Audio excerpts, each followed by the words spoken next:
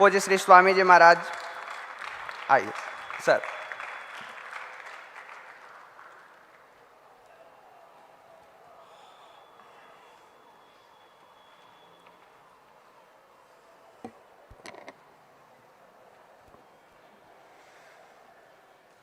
नमस्ते, जय Shri Ram.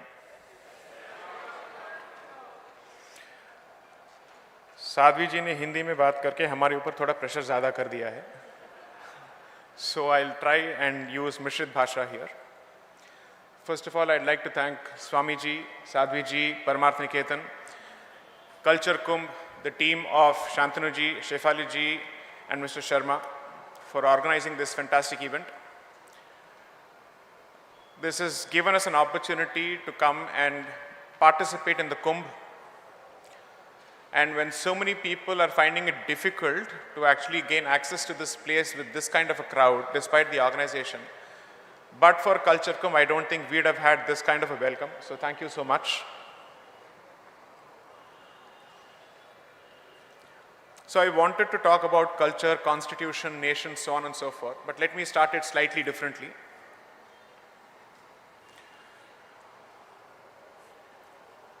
So last week I was watching a podcast on what is happening with the polar ice caps, the Arctic ice caps. So ever since Mr. Trump has become the president, we know that the Panama Canal is now the subject of dispute. There's a lot of conversation going around. How does the United States want to pull off or pull back from its arrangement there, or it may want to even take over the canal. And then people are discussing alternative routes, alternative trade routes and shipping routes. One of them is now to use the Arctic sea route, because the polar ice caps, the Arctic polar ice caps have started melting heavily. And over the last 10 years or 15 years, the pace of melting has increased so much that what was previously an unpassable route has become a passable route. And therefore, the next battle is going to be to see who gets to access that as quickly as possible. China, Russia, America have already jumped into the fray, coupled with the fight over Greenland, because it seems to have the largest possible deposits of two important commodities: black gold, namely petrol, oil, and of course, rare minerals which are used for electronics. And that made me wonder. I'll come back to the topic, trust me, I'll circle back to the topic.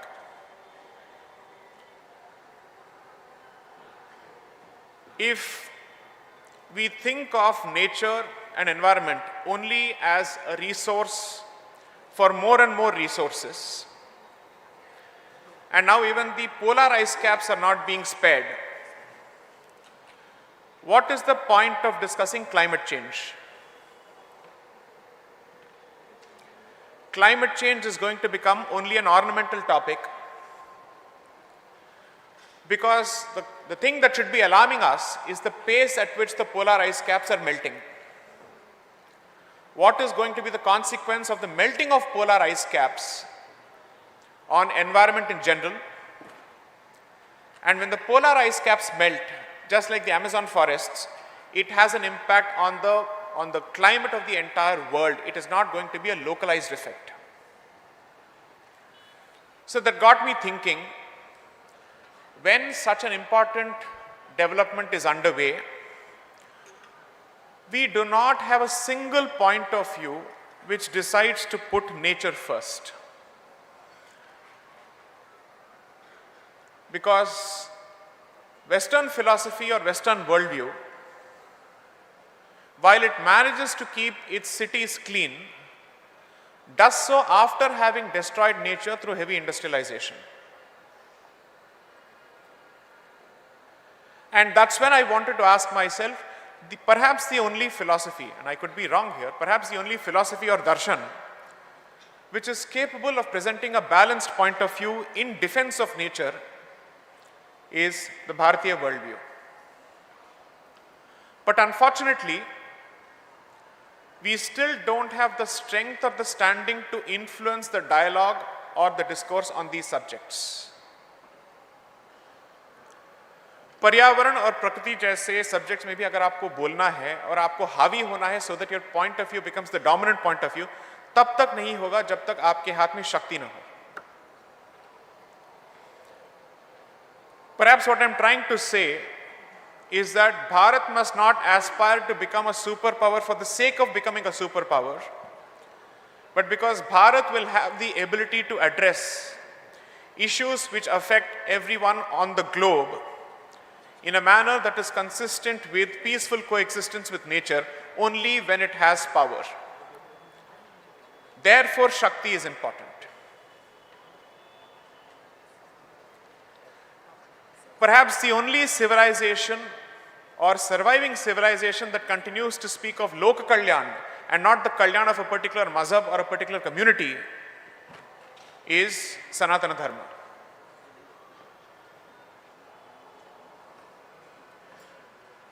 It was previously Loka Samasta Sukhino Bhavantu. It is now Samasta Loka Sukhino Bhavantu because we believe in more than one Lok. This is the only philosophy that is capable of addressing all the key challenges facing the society at an individual level, right from issues of depression to issues that affect us collectively, namely climate change. But Bharat cannot hope to be a relevant stakeholder, forget even being a dominant stakeholder on these important topics, until Bharat regains its parichaya, its identity. And therefore, every internal challenge and external challenge that Bharat faces to its identity has consequences not just for Bharat, but also for the rest of the world. Bharat is not the light of the East, Bharat is the light of the world.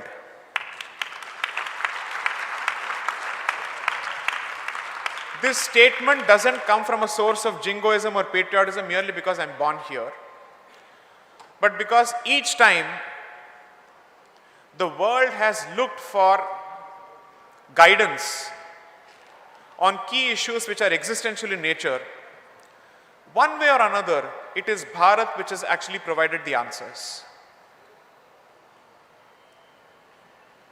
The fact of the matter is, Europe came out of dark ages through Islamic invasions, but the knowledge that was transmitted to Europe was Bharatiya knowledge through the Islamic invaders into Europe. So I keep reading a lot of history, but I also read, let's say, philosophical takes on history. Why did Bharat go through that extremely painful, excruciating phase from 712 AD onwards or even before, and we are still going through it? I don't think we have fully come out of it. I hope we are in the process of coming out of it. What is the purpose of it? There is a New Zealand photographer who has become a fan of Bharat, who has come to Bharat often, who has visited ashrams across the world, and he wrote a fantastic book. His name is Howard Murphet, and if possible, please do Google him up. He was a World War II photographer who then came to Bharat and decided to make this place his home. He said, while the historical take could be that Bharat has suffered invasions, the philosophical take is, but for these invasions, perhaps the knowledge of Bharat may not have gone out fully. I'm not saying that the invasions were right, but if you look at it from a different perspective, the knowledge of Bharat has actually spread to the rest of the world subsequently, significantly. And it continues to do so, that even the best of minds from the most advanced of nations do not have answers to questions and challenges of consciousness. They have to come back to Bharat. Because the one form of engineering that we have mastered and we have been masters of for generations and for millennia is inner engineering. We have understood that better than anybody else. It takes you back to another issue, that when you're discussing artificial intelligence, which fundamentally looks at replicating human consciousness in a different, let's say, non-transient or non-sentient being, so to speak, Bharat should have been at the forefront of the discussion on artificial intelligence and consciousness, but it is still not there yet. And without the tempering effect of Bharat, without the responsible worldview of Bharat, artificial intelligence is capable of wreaking the third or the fourth wave of havoc on human minds. The Industrial Revolution did not have a conscience to it. The space age did not have a conscience to it. The nuclear age did not have a conscience to it. Now the AI age will have no conscience unless Bharat steps up and takes its own responsibility.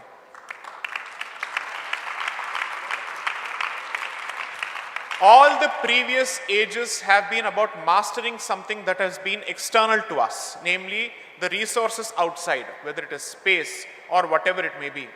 But artificial intelligence can be perhaps the most devastating, let's say, revolution, so to speak, unless it is tempered by the limiting effect of dharma. If AI does not have a dharmic bent of mind, and by that I don't mean a Hindu bent of mind, I mean a righteous bent of mind with a certain understanding of rights and responsibilities, what it can do to our consciousness is incredible and, according to me, positively scary. Take, for example, a simple case study of the impact of Facebook, X, and TikTok on the young generation. And as parents, you know that you have lost your children, or at least their bandwidth and their mind spaces, to social media significantly. Because each of these platforms is designed to hook people through addiction. And the kind of dopamine kicks that social media is capable of delivering on a regular basis, I don't know of a single drug that is capable of doing it. Not that I've ingested any drug. And Bharat needs to step up right now, because that revolution, unlike other revolutions, is not going to visit us 10 or 15 years later. It will hit the shores of Bharat, or it has already hit the shores of Bharat when it has already entered the shores of West. Previously, at least when you're looking at computers, information age, so on and so forth, it would take about one generation for that revolution to land on the shores of Bharat. But when it comes to artificial intelligence, right now we are so interconnected with the rest of the globe that we cannot keep ourselves completely immune from the impact of artificial intelligence. The good part of Sanatana Dharma is that it is not just a religious outlook, it is an all-encompassing, wholesome outlook which looks at nature, which looks at individual, which looks at the society, which has a very clear conception of Rashtra and Rajya, and it also has very clear takes on what should be our approach to technology. Technology without conscience is tyranny. And we are gradually moving in that particular direction. Now let's connect all these meta topics, these earth-shattering topics, to the topic that has been given to me. I have been asked to speak on the topic of Bharat, civilization to nation, roughly translating to the journey of Bharat from Sanskriti to Rashtra, because the translation for nation is not Rajya, it is Rashtra. So let me try and understand these words for my own sake, and let's see if I'm able to make sense to the audience. Sanskriti, Rashtra, and then Rajya. संस्कृति से निकलता है राष्ट्र, उस राष्ट्र की कल्पना से निकलता है राज्य। संस्कृति और राष्ट्रीयता के बगैर राज्य नहीं निकल सकता है। The political unit, which is the Rajya or the state, is the last mile of that particular journey, where it starts with civilization and then it moves gradually towards the conception of a nation as to who we are as a people, and from there comes the identity of what is the political unit in question here. The problem of the last 75 years, or perhaps the last 150 years when it comes to Bharat's history, has been the peculiar insistence that when you think of Bharat or India, not even Bharat for God's sakes, only India, and when I say gods, I mean the apostrophe comes after the S because it's a plural, not a singular, is that we are being told focus exclusively on the Rajya. And इस संस्कृति और राष्ट्र और इस राज्य के बीच में कोई relationship नहीं है. There is no relationship between our civilization, our nationhood and our statehood as India. We are being told पूरी तरह से आप इसको तोड़ दीजिए. And इसको तोड़ने का जो जरिया है, that is secularism. Bharat or India for that matter is being told that secularism requires India to give up its roots and its fundamental identity, and we are being asked to exist in vacuum with no sense of who we are. Which is why it is important to understand that जब आप संविधान की बात करते हैं, संविधान is not a document that exists in isolation or in vacuum. It must be understood in the Prishtbhumi of civilization and nationhood. It is that background, it is that context which informs Bharatiyata.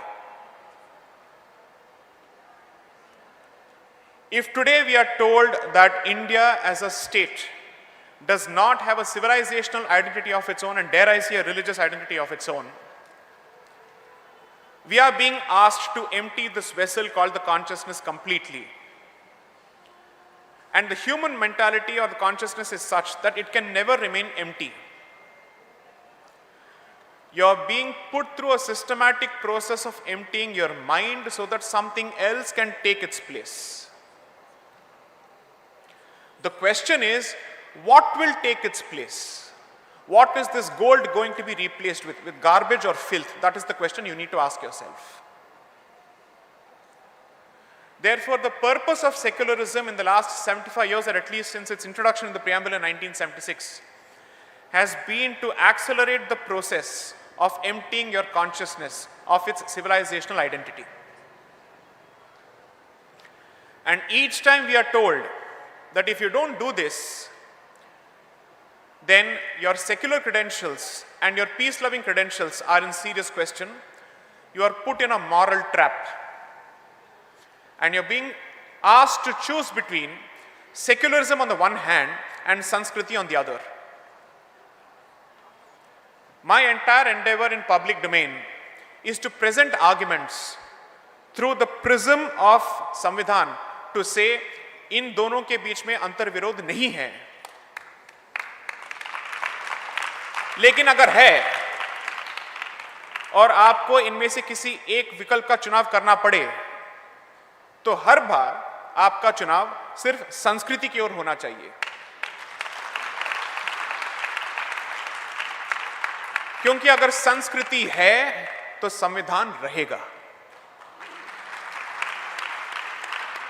और ये संविधान पूरी तरह से नहीं, लेकिन in some ways इस संस्कृति की पैदावार है, if not fully.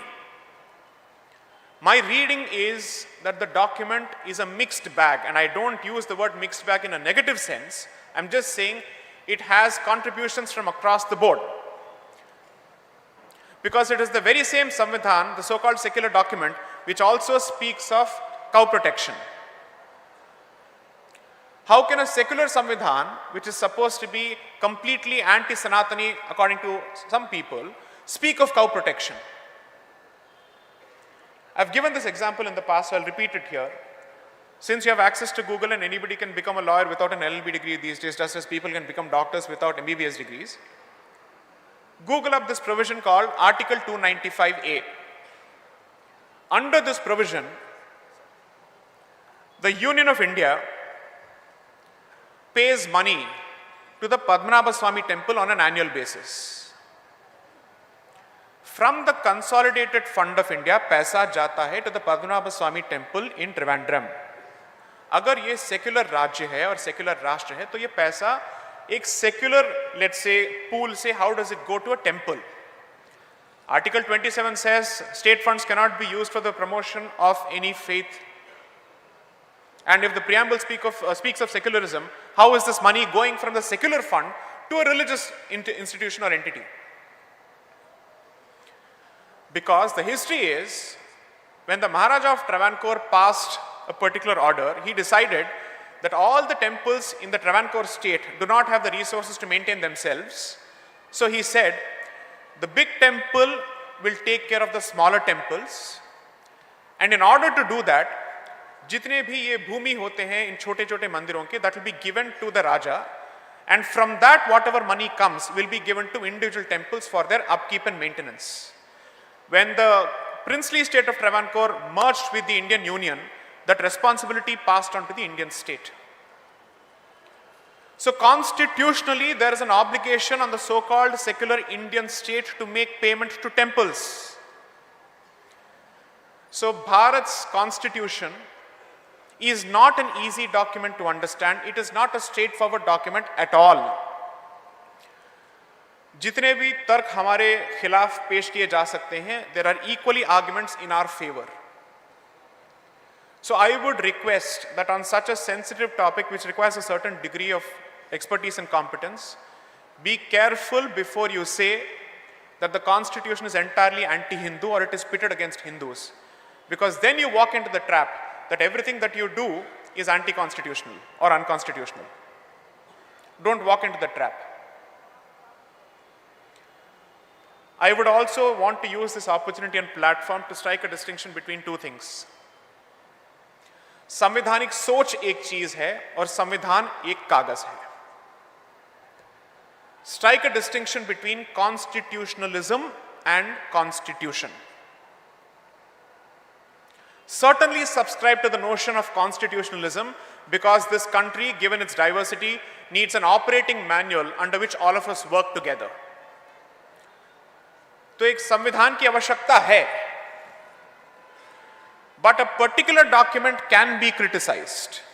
You can subscribe to the notion of constitutionalism and still have problems or criticisms of the contents of a particular document. If the constitution is so perfect, like a certain book claims, and there is no need for any further amendment,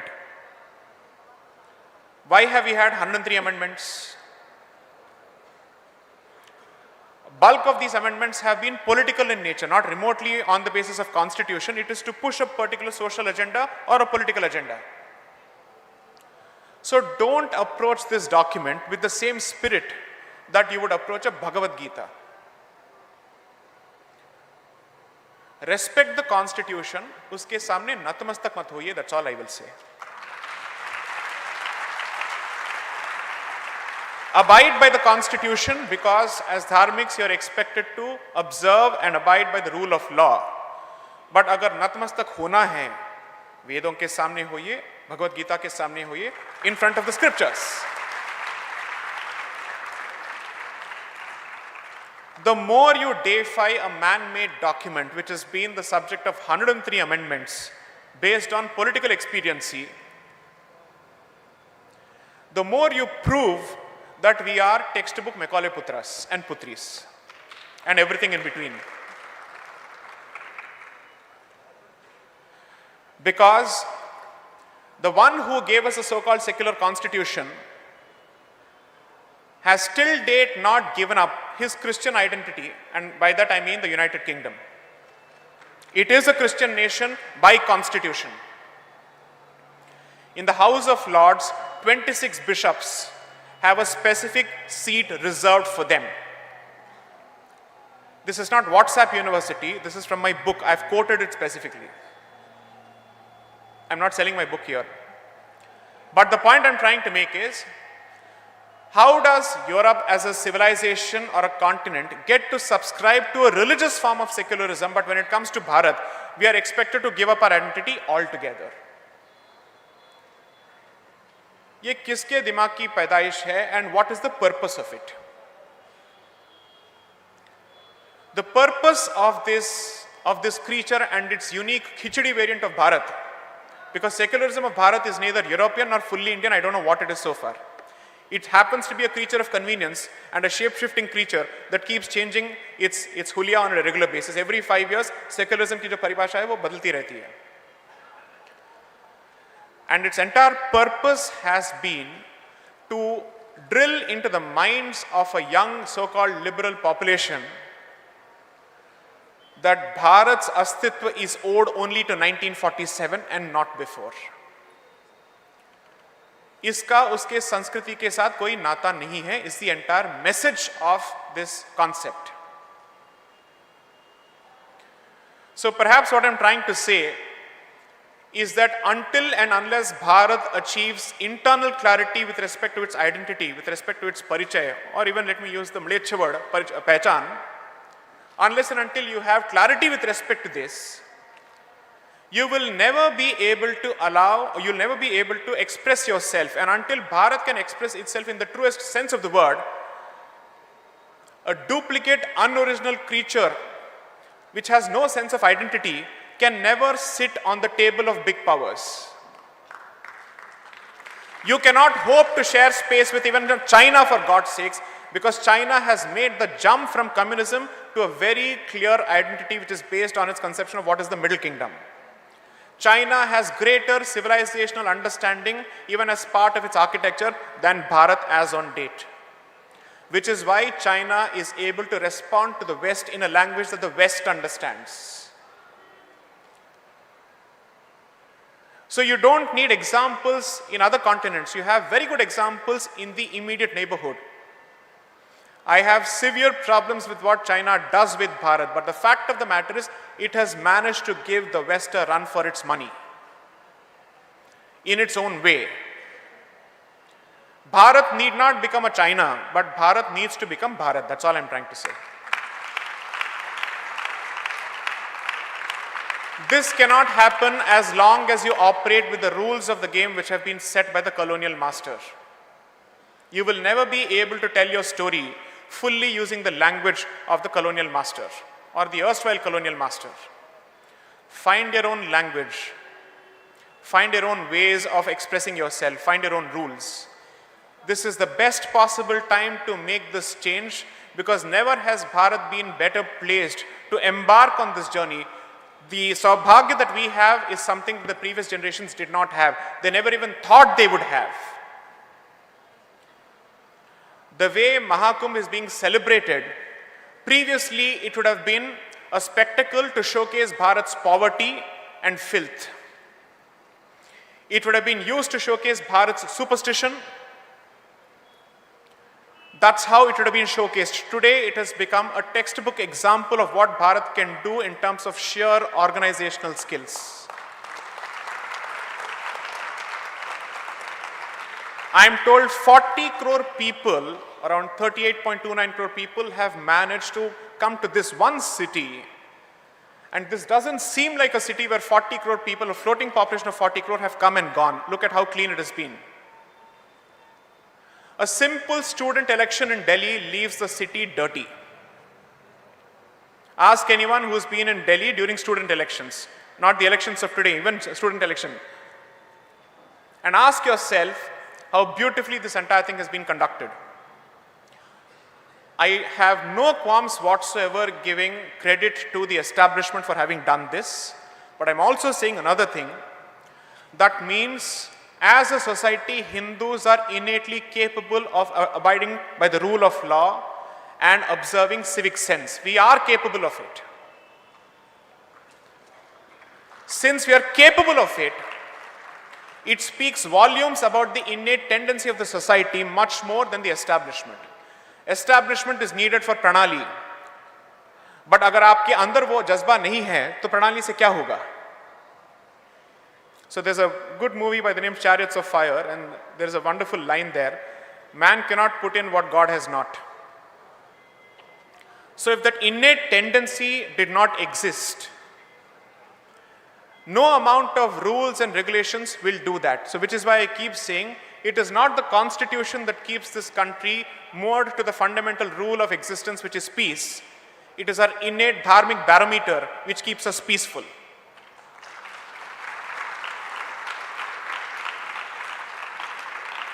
So let's look at the next 10 or 15 years, and I'll take just 5 minutes and I'll leave it at that. This is going to be perhaps the most exciting phase for my generation, with a lot of challenges which are going to be thrown our way: economic, military, geopolitical, environmental, whatnot. Everything is going to come under attack. So if Bharat doesn't become sashakt from an internal point of view at this stage, it will not be able to tide over what I call the period of Rahu. For you to be able to do that, you should worship Shakti. That is the only way Rahu can be quelled. Shakti worship is the only way forward. And worshipping Shakti has its own meaning at multiple levels. Second, finally, a portal has opened in the annals of time where Bharat can regain its glory, but also become contemporarily glorious, because you can't recreate the past in its entirety. To celebrate the past and to respect the past is not the same as wanting to recreate the past, because yug alag hai, kaal alag hai, samay alag hai, so you have to work accordingly. What is Bharatiyata in the contemporary period is something that we need to work on. And I've said this before, Bharatiyas will need to become strong on 3 fronts. I call it the SIP principle: spiritually, intellectually, and physically. You need Mantra Shakti, you need Ichha Shakti, and you need Kriya Shakti if we are to go forward.